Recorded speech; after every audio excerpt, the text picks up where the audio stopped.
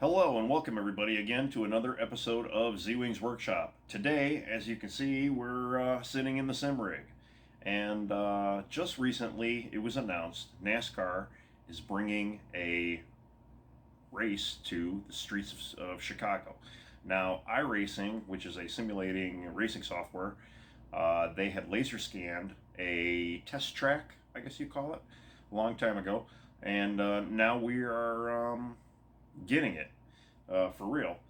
And I am basically going to go through and give you my impressions of it and what I think, what we can see. And so here we go. And here we are in beautiful downtown Chicago. There's Buckingham Fountain. You can see the city skyline in the background, Sears Tower. Here we are at Michigan Avenue, Balbo. This is one of the 90-degree right-hand corners here. You got Grant Park in the other end. This is actually a longer shot of where we were just at. Straight down Michigan Avenue, you can see the building skylines in the distance. Here we are, start-finish line. Again, beautiful view of the city. As far as sights go, this place looks awesome. It is a city backdrop, so I mean, you can't really go wrong there, to be honest. And I know there's some cool shots, and I'm just waiting to see some of these to show up. Here we are. This is Columbus. This is turn 1. You start Pit Road, and then you make the turn down here. You go up to Lakeshore Drive, and here we are back at Buckingham Fountain.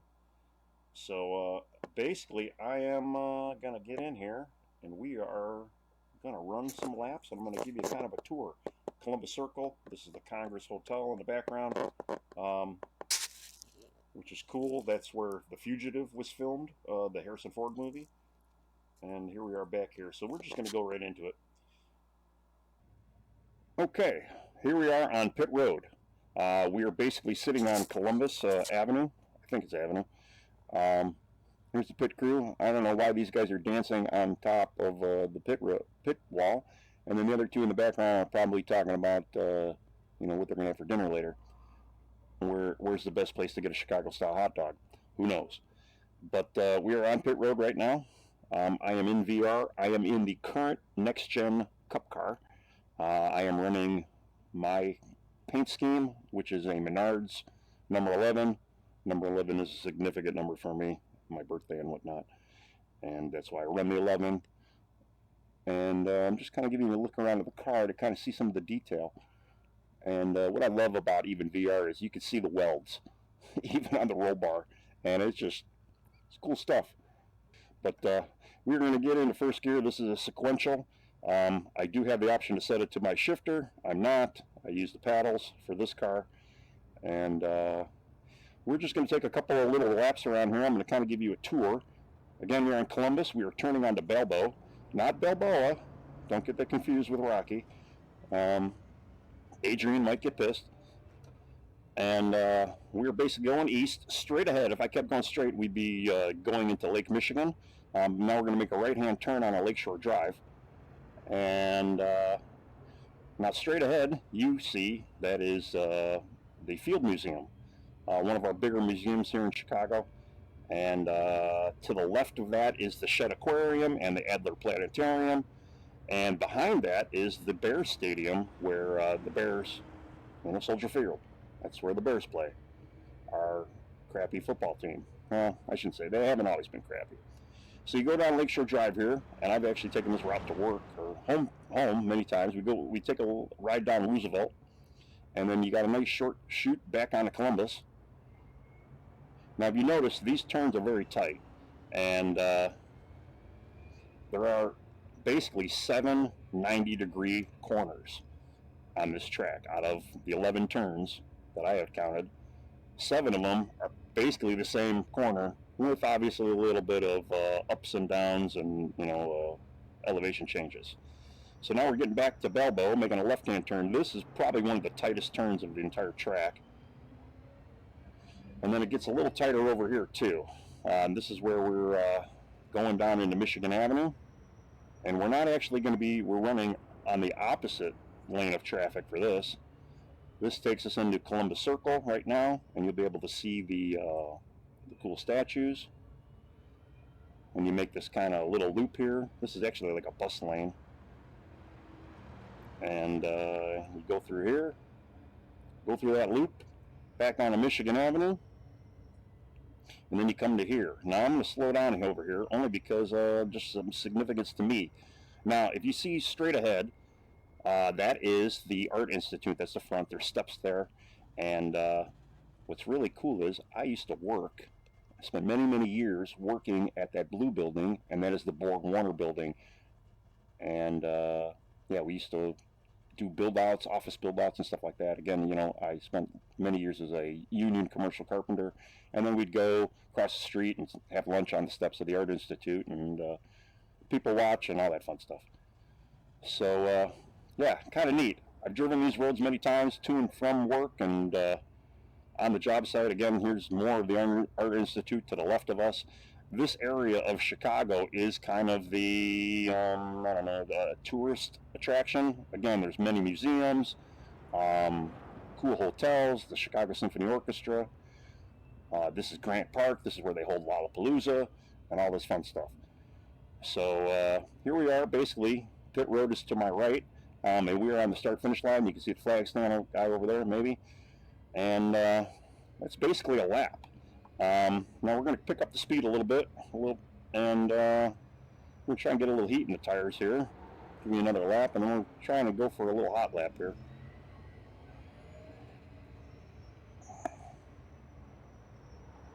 But as you can see, a lot of these corners are very, very tight.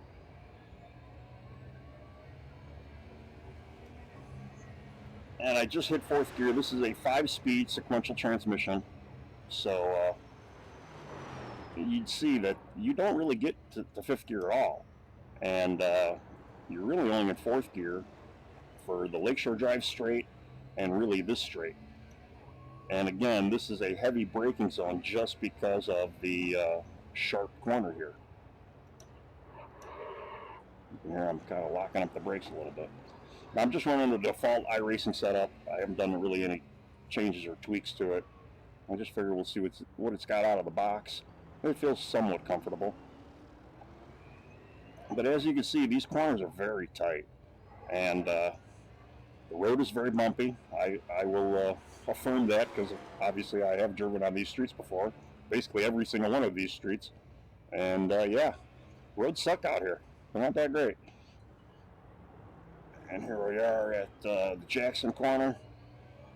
I do like the climb uphill. Underneath those are subways. And the train system runs underneath there. That's why you have those elevations. And here we are, front. I think I got some heat in the tires, so we're going to try and go for a heater here. Now the thing I could say about this track is it's a lot of short, straight chutes, heavy braking, and 90-degree corners. There really aren't too many places to pass, I'll be honest. It just, you're on the brakes too much, and some of the corners where you normally make a pass at, it would be sketchy, to be honest. Now I'm out here just running by myself, doing some hot laps, and that is kind of fun, actually. Especially, too, because, like I say, I've driven on these streets before, and I know I would love to have done this in a real car on the real streets. I'm sure the authorities wouldn't enjoy that, but, you know, hey, out here in sim land where nobody cares, it's not too much, not too bad, doesn't suck. Here we are on the Columbus Circle again. We just want to hug this line here. Again, there's not very many passing zones, as you can see, and these entries into these, you know, back onto Michigan, it's very tight. You know, this is basically single file racing for most of it. And if you were hot on somebody's rear end, you would have to basically wait for them to slip. Maybe they would wash up in the corner and try to get a pass out of it. But there are not many opportunities. And these laps are pretty quick. They're averaging around, you know, 130 to 140 seconds, depending on, you know, who you are and how you're driving and car setups, obviously. But you're using every bit of real estate you have on this track. And again, it's not easy. It's fun to hot lap. I've never actually ran a race here. And it's kind of, I mean, again, it's fun. I don't know how a race would play out. They did do a premium race during the lockdown. That's when this track came out and it was kind of being explored. And the race wasn't all that great from what I remembered. And it's challenging in a way, but to me, a racetrack needs to have some passing zones. And there are pretty much a lack of it. And you're just going to either pass people in the pits or you're going to get lucky. You know, somebody could wash out here, or you might be able to get a, you know, side by side through these corners. But when you get to this point right here, it's single file. I mean, if they go too wide, you're going to be bottling up people behind you. I just don't see how it's going to work. So here we are, final corner, another 90 degree, washed up, didn't hit. Ooh, that's tight.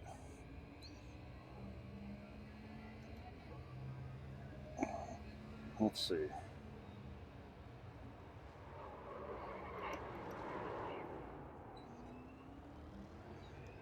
Well, and that's basically a lap here. My impressions is kind of what I've been talking about. It just doesn't look like it's going to be a exciting race as far as passing goes. Good races usually have a lot of passing. If you're going to actually show up to the racetrack to view this, I don't see there being any great spot to watch this race. The park, obviously, you can see the tops of trees here, so there's not going to be a lot of viewing in this area of the track.